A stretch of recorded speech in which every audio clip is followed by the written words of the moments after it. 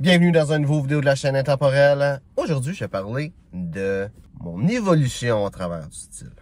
Donc, deux raisons pourquoi est-ce que je fais cette vidéo-là. La première, c'est que ça peut t'aider à me connaître un peu plus, à avoir une meilleure idée de mon background vis-à-vis le style, entre autres. Une autre chose aussi, c'est qu'il y a beaucoup de monde qui sont impatients. Moi-même, le premier, que je vais être impatient à avoir le plus de choses possibles, le plus de petites choses possibles pour élever mon style, avoir un style qui, vraiment, qu'est-ce que je veux avoir. Mais je pense que le vidéo d'aujourd'hui, ça va te démontrer que la patience, ça peut être très important. Et que le style, c'est pas quelque chose qui vient d'un coup, que tout à coup, tu viens comme stylé et tout à coup, ben, t'as tous les vêtements que tu as besoin. Mais c'est un petit peu par petit peu, que les choses, tu vas acquérir des nouveaux items. Petit peu par petit peu, tu vas avoir ton style qui va évoluer. Donc, j'ai commencé à la fin de l'adolescence. Vraiment, oui, loin comme ça. À cette époque-là, j'étais gothique et j'aimais beaucoup m'habiller avec des vêtements un petit peu plus médiéval, inspiration médiévale. Donc, j'ai toujours une chemise, même si c'est pas une chemise classique. J'ai toujours une chemise.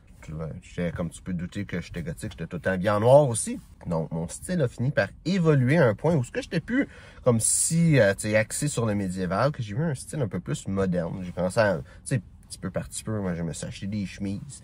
J'avais des chemises mauve, bourgogne, noir, tout dans ces couleurs-là, que j'étais encore dedans, cette même atmosphère-là, dans ce même style-là, avec, des couleurs plus sombres, un petit peu plus gothique, mais je n'étais plus nécessairement gothique spécifiquement parlant. Donc, à cette époque-là, j'ai commencé à étudier en bijouterie. Puis j'avais pas nécessairement de grosses connaissances sur le style. Puis je me souciais pas vraiment de ça. Je fais juste créer mon propre style. Et aussi, j'étais quand même, j'étais jeune, fait que je voyais pas nécessairement d'importance là-dedans. Mais je m'habillais comme que je voulais. C'est juste ça. Donc ensuite, j'ai étudié en bijouterie et après avoir étudié en bijouterie, je me suis dit, j'ai toujours voulu avoir une entreprise, toujours voulu être entrepreneur. Fait que ma solution pour moi, c'était de commencer à avoir un job. J'ai commencé à travailler dans des jobs de shop, comme on peut dire. J'ai commencé à m'habiller un petit peu plus comme quelqu'un qui travaille dans une shop, mais sans nécessairement jeans, t-shirt. J'ai toujours une chemise, généralement des chemises de flanelle. Ou des fois l'été, l'été, j'avais peut-être un peu plus de t-shirts, de choses un petit peu plus moins chaud, si on peut dire ça de même. Des pantalons généralement de travail, mais mon style commençait à s'évoluer dans ce sens-là. Je pourrais quasiment dire que j'avais un style cowboy, mais sans nécessairement avoir beaucoup de vérité si on dirait ça, là, mais un petit peu de ce genre-là, juste pour te donner une idée. Donc, j'ai fini par aller étudier en foresterie et ce style-là que j'avais créé était vraiment très bien établi. J'avais des pantalons de travail, une chemise en flanelle. C'était comme mon style de base. L'été, j'avais d'autres genres de chemises un petit peu plus, soit à manches courtes, des polos. Il y a eu un temps où je travaillais dans des jobs de shop que j'ai commencé à jouer au golf. Donc, j'ai commencé à incorporer des polos dedans mon style, spécialement mon style estival. J'ai facilement fait le switch vers un style plus sartorial, vu que, avec cette évolution-là, j'étais déjà habitué depuis très jeune d'avoir des chemises et des polos. Donc, qu'est-ce qui s'est passé par la suite? C'est que j'ai fini par avoir quelqu'un qui m'a montré une entreprise de marketing de réseau et j'ai décidé de me lancer là-dedans. Donc, aujourd'hui, je fais plus ça, mais ça a été un moment très important dans ma démarche sartoriale parce que j'ai passé de gars qui travaillait dans des shops et de quelqu'un qui travaillait, qui allait travailler dans le bois à quelqu'un qui était plus mindé pour être un homme d'affaires. Donc, j'ai vraiment commencé à changer mon style. J'ai commencé à acheter des vêtements beaucoup plus propres. Quoique, c'était pas nécessairement de quoi de super stylistique, sartorialement parlant. Mais, des chemises habillées, des chemises sport, toujours des pantalons propres, plus des chinos en réalité à cette époque-là. Mais je m'habillais un petit peu plus élevé. Le même style que j'avais tout le temps, juste avec un niveau de formalité un petit peu plus élevé. Et un petit peu plus urbain aussi. Puis à cette époque-là, c'est là que j'ai commencé. C'était en 2014 que je me suis lancé dans le marketing de réseau.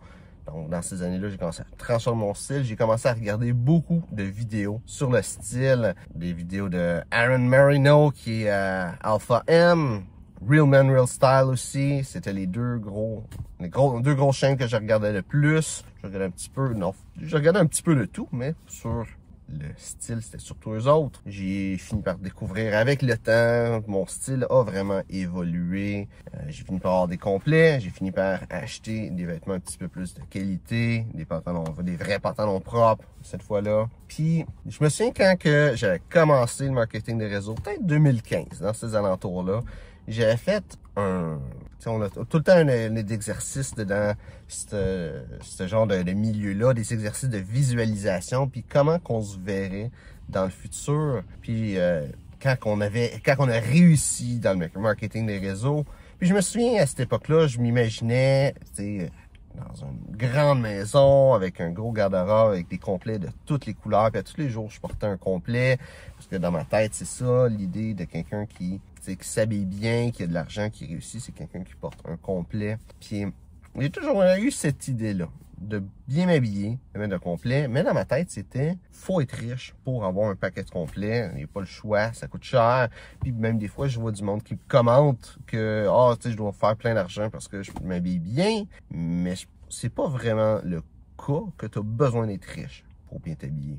Il est arrivé un temps où est-ce que je me suis dit, je pourrais pas dire comment ça s'est passé, mais il est arrivé un temps que je me suis dit, regarde, je veux bien m'habiller, je vais bien m'habiller. Fait que j'ai commencé à mettre des vestons, genre blazer, veston sport que j'ai commencé à acheter. J'ai trouvé une coupe de vestons pas trop chers, en liquidation, un veston bleu que tu vas probablement, si c'est pas le premier vidéo que tu vois, tu m'as sûrement déjà vu avec, qui a des boutons or. Mais en réalité, c'est un veston en liquidation que j'ai acheté qui m'a coûté à peu près 40$. Puis j'ai juste acheté des boutons or dans une place, je pense que c'est le Club Tissu que ça s'appelle. Puis j'ai changé les boutons dessus tout simplement. C'est comme ça que j'ai eu mon blazer or, avec le blazer bleu avec les boutons or.